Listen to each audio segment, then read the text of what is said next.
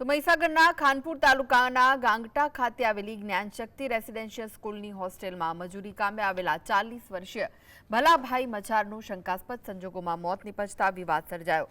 ઘટના બાદ મૃતદેહને લુણાવાડા કોટેજ હોસ્પિટલ ખસેડ્યા હતા। હોસ્ટેલમાં યુવાનનું મોત કેવી રીતે થયું તે વિશે અનેક પ્રશ્નો ઉઠી રહ્યા છે। પરિવારનું ભરણ પોષણ કરતા યુવકના મોત મામલે પરિવારજનોએ યોગ્ય તપાસની માંગ કરી છે।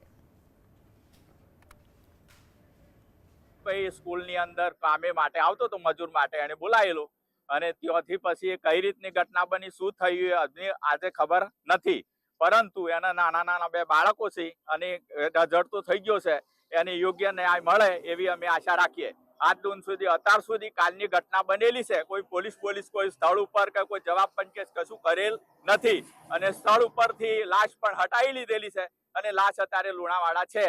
તો તેને જે ભાઈ મૃત્યુ પામેલું છે તેને યોગ્ય ન્યાય મળે એવી અમે આશા રાખીએ છીએ।